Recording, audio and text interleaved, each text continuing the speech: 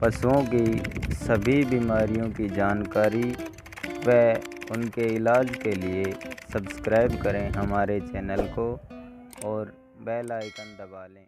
नमस्कार दोस्तों, मैं दीपक शर्मा। स्वागत है आपका हमारे YouTube channel animal nutrition and care में। तो दोस्तों, आज हम बात करने वाले हैं न्यूट्रिशन की। गाभिन जो हमारा पशु होता है, जो प्रेग्नेंट पशु होता है, उसको क्या क्या डाइट हमें देनी चाहिए या फिर आपको किस महीने में कितनी डाइट उसकी बढ़ानी चाहिए। तो पहले महीने से लेकर लास्ट मंथ डिलीवरी तक उसकी पूरी डाइट आपको बताएंगे। क्या क्या चीजें आपको पशु को देनी है, किस किस टाइम उनको बढ़ाना है, या फिर पशु का क्या क्या आपको रख रखाव करना है। तो उन सभी बातों पे आज की इस वीडियो में चर्चा करेंगे। वीडियो थोड़ा लंबा हो सकता है, लेकिन पूरी जानकारी के लिए वीडियो को लास्ट तक जरूर देखना। तो आइए दोस्तों, शुरू करते हैं आज की हमारी इस वीडियो की। तो दोस्तों, पशुपालन में जो सबसे ज्यादा जरूरी चीज है वो है न्यूट्रिशन। तो अगर आप अपने पशु को संतुलित आहार नहीं देते हैं या फिर उसको जितनी मात्रा में उसको दाना या और चीजें चाहिए वो अगर उसको नहीं देते हैं, तो वो अपनी हाई मिल्क पीक तक नहीं पहुंच पाता है। जितनी उसकी दूध देने की क्षमता है उस तक वो नहीं पहुंच पाता है। इसके लिए आप सबसे पहले अपने पशु का आहार संतुलित कीजिए। उसको अच्छी डाइट उसकी मेंटेन होनी चाहिए, जिससे अपना आपका जो अच्छी क्वालिटी का पशु वो अपनी हाई मिल्क पीक तक पहुंच सके और आपको इसका अच्छे से फायदा मिल सके। तो इसके लिए आपको सिर्फ अपने पशु की डाइट को मेंटेन करना है। तो सबसे पहले जो हमारे बात करते हैं, जो गांव में हमारे जो पशुपालक भाई हैं, जो एक या दो जानवर रखते हैं, जिनको जो नए नए पशुपालन में आए हैं उनको डाइट का पता नहीं होता, तो वो क्या करते हैं कि अपने हिसाब से पशु को 3 से 4 किलो दाना एक दिन में देते हैं, जिसकी वजह से अच्छी नस्ल का अच्छी क्वालिटी का पशु भी पूरी तरीके से दूध नहीं दे पाता है। तो काफी हमारे पशुपालक भाई हैं, उनका मानना होता है कि अगर पशु को ब्याने के बाद अच्छी डाइट दी जाए तो पशु अच्छी मात्रा में दूध देता है या फिर हाई मिल्क पीक तक पहुंच जाता है। तो इसके लिए मैं आपको बताना चाहता हूँ कि जो अगर हम पशु की प्रेगनेंसी टाइम पीरियड जो होता है 9 से 10 महीने का, इसमें अगर हम पशु की संतुलित आहार उसको नहीं देते हैं या फिर उसका आहार संतुलित नहीं रखते हैं, तो इससे पशु जो बैठने के बाद है वो अच्छी मात्रा में दूध नहीं देता है या पूर्ण दूध क्षमता तक वो दूध नहीं देता है। तो इसके लिए सबसे ज्यादा जरूरी चीज है कि जब पशु गाभिन हो उस टाइम पे आप उसको कितना दाना देते हैं, कितने दिनों बाद उसका दाना बढ़ा रहे हैं, कितना हरा चारा दे रहे हैं। इन सभी बातों पर निर्भर करता है कि पशु ब्याने के बाद में कितना दूध देगा। तो अब बात करते हैं कि जो सबसे पहले जो गाभिन हमारा फर्स्ट टाइमर होती है, जो पहली बार गाभिन हुई है, उस पशु की डाइट की बात करें तो सबसे पहले आपको जो फर्स्ट मंथ होता है उसमें आपको 2 से 2.5 किलो तक उसको दाना देना होता है।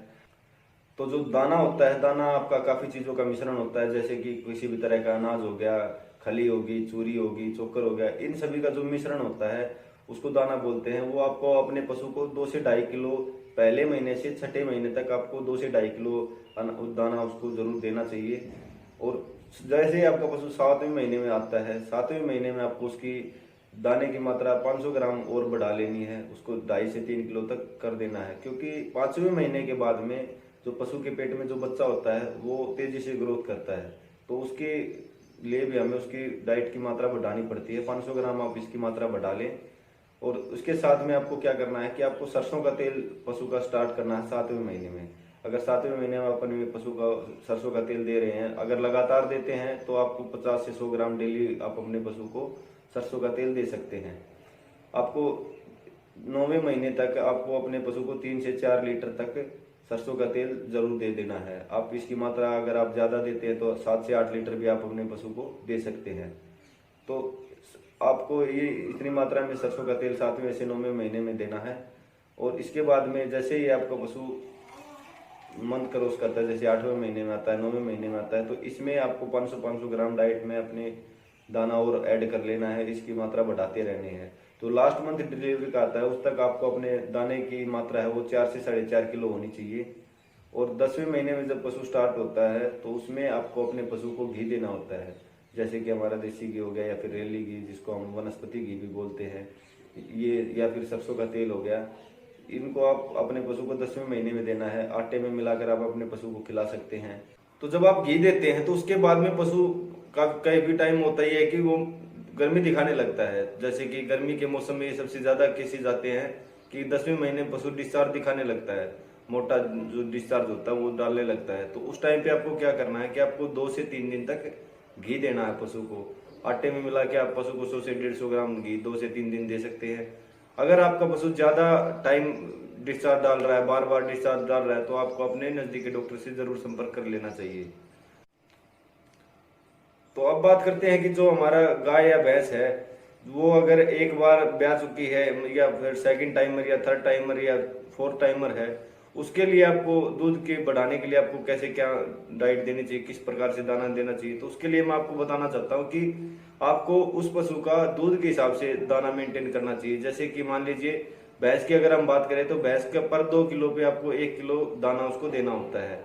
और ऐसे ही अगर हम गाय की बात करें तो गाय को 2.5 किलो पे 1 किलो दाना देने की जरूरत होती है। तो जितना आपके पशु का दूध है उस हिसाब से आप अपने पशु का दाना भी मेंटेन करके रखिए। जितना वो ज्यादा दूध देता है तो उसका दाने की मात्रा आप बढ़ा सकते हैं। और साथ ही में 1 किलो जो दाना होता है वो आपको अपने पशु को एक्स्ट्रा देना होता है। जितना उसका दूध की कैपेसिटी है उससे 1 किलो एक्स्ट्रा दाना आपको देना चाहिए, क्योंकि जो आपका पशु दूध देता है उस हिसाब से तो आपने फीड किया है, लेकिन उसके शरीर के मेंटेनेंस के लिए आपको 1 किलो फीड एक्स्ट्रा जरूर देना चाहिए अपने पशु को। तो इसी तरीके से आपको 6 महीने तक सेम डाइट आपको रखनी है। उसके बाद आपको जैसे 7वें महीने में पहुंचेंगे पशु तो उसके बाद आपको आधा किलो और बढ़ा लेना है, 500 ग्राम तक इसकी मात्रा बढ़ा दे दाने की। साथ में आप सरसों का तेल स्टार्ट कर सकते हैं जो पहले मैंने बताया था वही।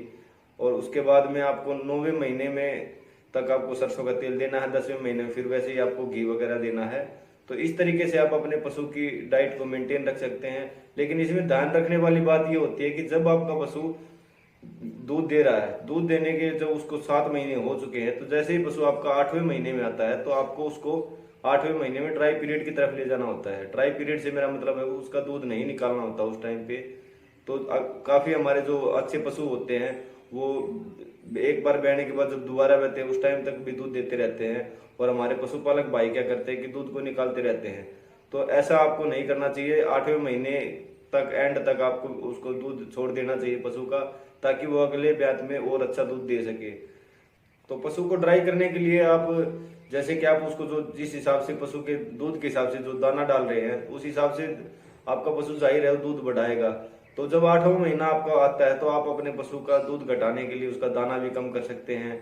उसको धीरे धीरे करके उसका दूध निकालना बंद कर सकते हैं। जैसे 3 टाइम निकाल रहे हैं तो 2 टाइम निकाल ले, 2 टाइम निकालते हैं तो 1 टाइम छोड़ के 1 टाइम निकाल ले। तो इस हिसाब से आपको अपने पशु को धीरे धीरे 8वें महीने के एंड तक उसको ड्राई कर दे, 100% उसको ड्राई कर दे, उसका दूध ना निकाले, ताकि जैसे ही वो अगली बार आपका पशु ब्याएगा तो उसकी जो मिल्क कैपेसिटी है वो और बढ़ जाएगी। तो इसके लिए आपको अपने पशु को 8वें मंथ तक जरूर आपको ड्राई कर देना है। इसके बाद बात करें जैसे डिवॉर्मिंग की, तो जो आपने डिवॉर्मिंग के लिए जो आपने टाइम सेट किया है, जैसे कि 3 महीने बाद आप अपने पशु की डिवॉर्मिंग करते हैं या फिर 4 महीने में करते हैं, तो उसी हिसाब से आप अपने पशु की डिवॉर्मिंग कीजिए। डिवॉर्मिंग के लिए जो भी आप मेडिसिन लेके आए, जो भी टैबलेट लेके आए, जो भी चीज आप लेके आए, तो वो आप एक बार अपने डॉक्टर से जरूर संपर्क कर ले। क्योंकि क्या होता है कि प्रेगनेंसी टाइम में पशु को काफी ऐसी बोलस होती है कि जो नुकसान दे सकती है, फिर अबॉर्शन वगैरह का खतरा बन सकता है। तो ऐसे में जब भी प्रेग्नेंट पशु को आपको कोई भी मेडिसिन, पेट के कीड़ों की कोई भी दवा देनी है तो एक बार आप अपने नजदीकी डॉक्टर से जरूर संपर्क कर ले। कैसी लगी आज की हमारी वीडियो कमेंट करके जरूर बताएं।